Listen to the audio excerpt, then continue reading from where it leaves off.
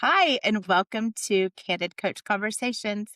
I'm Kimberly Boyd. And I'm Shuntá Montgomery. We are so glad y'all are here today. Thank you so much for joining me. I'm super happy, as always, to see you. It's well to see you. Okay, so to start us off, I want to know what you are most excited about in life right now. Oh my goodness, there's so many great things going on for me right now. Planning my sorority sister's birthday dinner, and so that's exciting. I am doing my first Live Life Fully vendor event today. My goodness, I entered a chili cook-off today. Like, Cannot wait for the results. oh, wait, like you turned in a sample? Yes, of my chili at my grandkids' daycare. So that's exciting and a brave move. And then this weekend, I will be attending a friend of mine's wedding. So I'm also excited about that. I've never been to Kansas. So, Kansas, here I come. What is the weather going to be like in Kansas? Freezing. Not excited about that. However, the warmth of seeing her glow in her wedding gown and the happiest day of her life will just make it so warm and okay. My gosh, I totally agree. And I ask about the weather because I too will be at that wedding and I cannot wait. In fact, if I keep talking about it, I'll start crying because I'm so excited. But I checked the weather again this morning because it keeps kind of changing. So during the day on Saturday, it's supposed to be warmer in the 60s. But then Saturday night, it's going to drop into the 20s. So, and I don't own a coat. So that's funny. Okay, it'll be cold, but you're right. It will warm us up simply by watching her. My gosh, I'm so happy. I'm happy for both of them. I think it's Yes. amazing. Yes. Yeah. And she's gonna have a new nickname for me. Really? Yes. Her last name will be Guidimo. So Gigi. That is so have you told her? No. Okay, I love it. Awesome. Okay, that's incredible. Okay, so it does sound like you've got exciting things going on. So congratulations on turning in chili. Have you ever been in a chili cook-off before? Have been in the chili cook-off before, and I don't understand how I didn't win because my chili was completely gone, and the one chili that won was still there. Yeah, I've had your chili. It's quite delicious. Thank you. So Yeah. fingers crossed. The cops and local cops and business owners will be judging today. Okay. Yeah. Awesome. Okay, so chili cook-off, and then you're doing a, event today too? Yes. What is that about? Well, my friend was like, she got an invitation to do a vendor event at a charter school. And I was like, wow, that sounds like a great opportunity. So I kind of invited myself, Okay, good. which I tend to do. I love that, and I love that about you. Yes. And so I was like, wow, this seems like a great opportunity for me as well. And so I was just like, I'm on board to go. So what do I need? So she sent me the Google form to sign up. So I signed up and glad I did because had I not signed up, she probably would have dropped out like 3 times ago. She consistently drops out. Okay. Matter of fact, when I signed up, she didn't sign up and she just forgot about it. Glad I reminded her before it was too late. Oh my gosh, I love that. Yeah, I love it. Okay, that's super exciting. A couple things that popped up for me as you were talking. I made some notes. Well, first of all, let's start where you ended with your friend. Like she told you about it. You said yes. She said tells you here's the thing to sign up. You did it. She forgot about it. And I love the fact that you did that and now she's going with you or going also, right? Yes. And it Even does, though she dropped out 2 more times. my gosh. So it does show like that's more proof, if you will, how having an accountability partner really does level us up. So when we tell somebody, this is what I'm working on, or this is what I'm going to do, just telling that one person has like another level of accountability. So I love that. And you talked about inviting yourself. And yes, I absolutely love that quality about you. And I'm curious, have you always been the type of person that's invited yourself? Great question. I can't remember or recall yes or no. I know more recently I've gotten out of my shell and I'm like, a closed mouth don't get fed. So if I don't ask, then it doesn't happen. And I have no one to blame than myself. I think my turning point with that was probably growth day. Like my first growth day event. And I don't know, I think you did invite us and open it up to us. And then I just didn't let you know. that I decided to go last minute. And I missed out on opportunities because I didn't vocalize, hey, I want to go and hey, I'm coming. So now I'm just like gun ho, all in.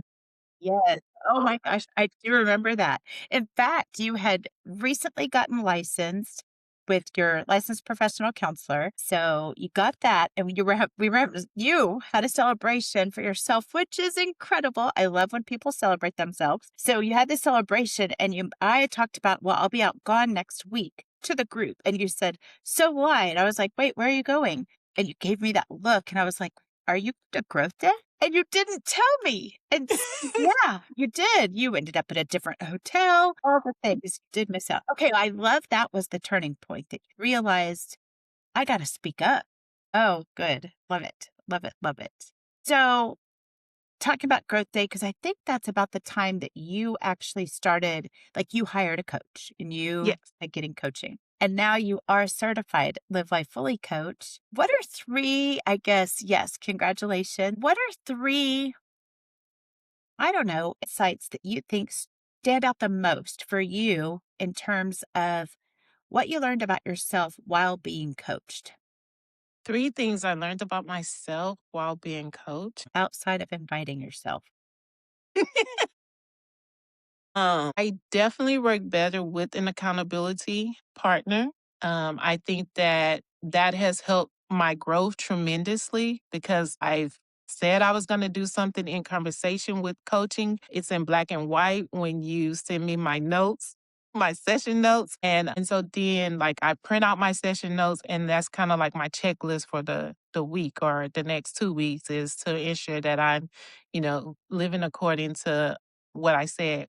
Even that, living according to what I said in the coaching sessions, three words that I want to be remembered by: positive, present, and purposeful. And those three words stand out. So finding those words was as a result of being coached. And then living by those words is like something that I've taken so to heart to where if I do something that day and it's not positive, that sits with me. Mm. And like it disturbs my soul so much so to where I have to go back and I have to apologize or I have to go back. I don't have to, but I choose to go back and rectify the situation, like check on that person and see, hey, was I wrong? Did I cross the line? Because I have three words that I want to be remembered by. And if I did something that I wasn't living up to those words, then it really does bother me. So have an accountability partner, words to live by. And I think more recently, it has been, I have to coach myself first. And so it's harder in life for me to coach others if I'm not doing what I'm asking them to do. And so just reminding myself of being a positive role model. Things that I'm telling my clients to do is like, I have to do it first. Love that. Yes. And with all of that, because I know that you are the self love queen. Sometimes you're the pilot. And so, but I know that about you, that you do teach quite a bit about self love and self care and boundaries. And so when I hear this about it, having the accountability partner, the words to live by, and coaching yourself first, Shantae, I have to tell you, what I'm hearing is all three of those are intertwined with self love.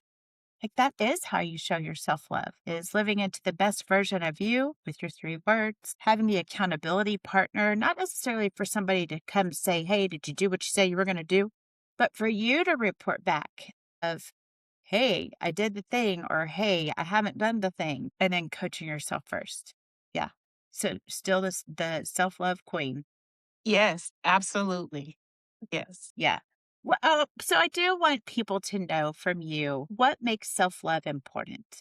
Like if you were going to say, okay, self love is important because, what do you want the audience to know? I believe that self love is important because I think without it, it creates so many mental health issues. It creates so much sadness in the world. I believe that when you start showing up for yourself and taking care of yourself, it eliminates majority of your problems because you have that love, that respect for yourself to where you're able to set healthy boundaries. You're able to know that you matter. And so, yes, you're going to have problems. However, you're going to be better equipped to deal with those problems.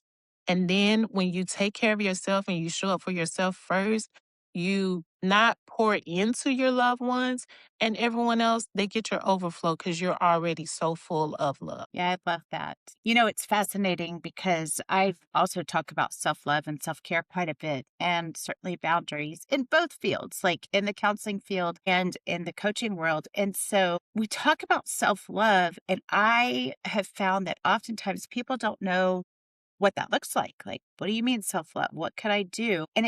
What I always tell people is it does not have to cost money. And there's probably things you're already doing that are forms of self love or self care, and you're not setting that intention with it. So, for example, this lady that I was working with, so she goes for a monthly massage. But when I was talking to, and I knew that about her in our calls, then we were talking about self love and self care. She was like, well, I don't know. I've really got to think about that. Um, Not so sure. And I said, well, tell me about that monthly massage. And she said, oh, I've just always done that. And I said, okay, that is a form of self love and self care if you want it to be.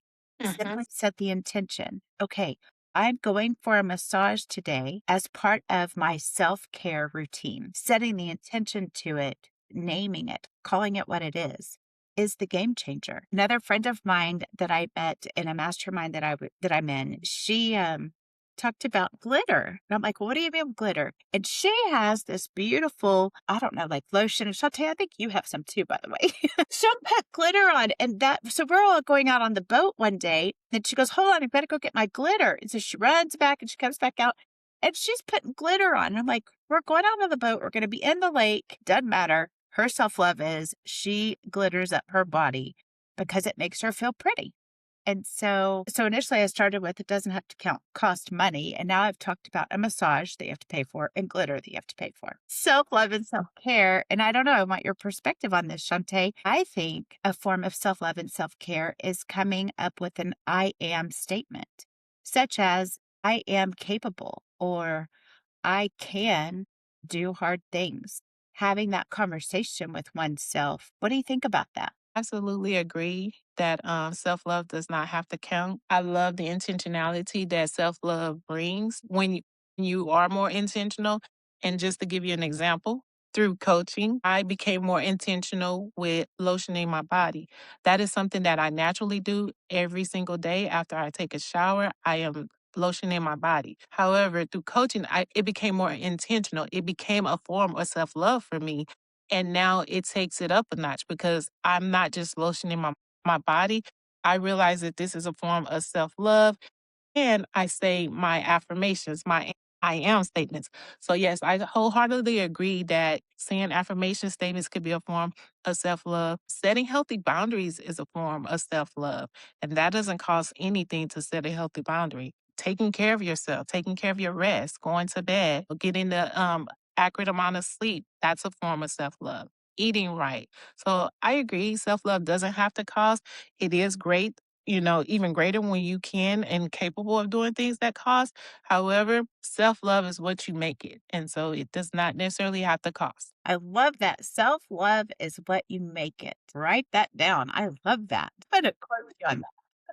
Yes. Outstanding. Oh my gosh. I'm so glad that you popped on today, Shantae. I always love seeing you and hearing from you and getting your insights and perspective. Any last little takeaway that you want to share? Yes, actually. So another form of just self-love or even just affirmations, I am affectionately known as the amazing Shantae around these parts. Yes. Um, and that's a form of self-love that I spoken to myself and it just was picked up around from everyone, right? And so like sometimes I have to speak, affirmations or speak things into myself until it becomes until I feel it. Yeah, that's beautiful. And yes, you are the amazing Shantae. Thank you. Thanks for hopping on today. Look forward to talking to you again very soon. And we are wishing everybody a fantastic day and hope everyone will live life fully. Bye. Yay. Bye.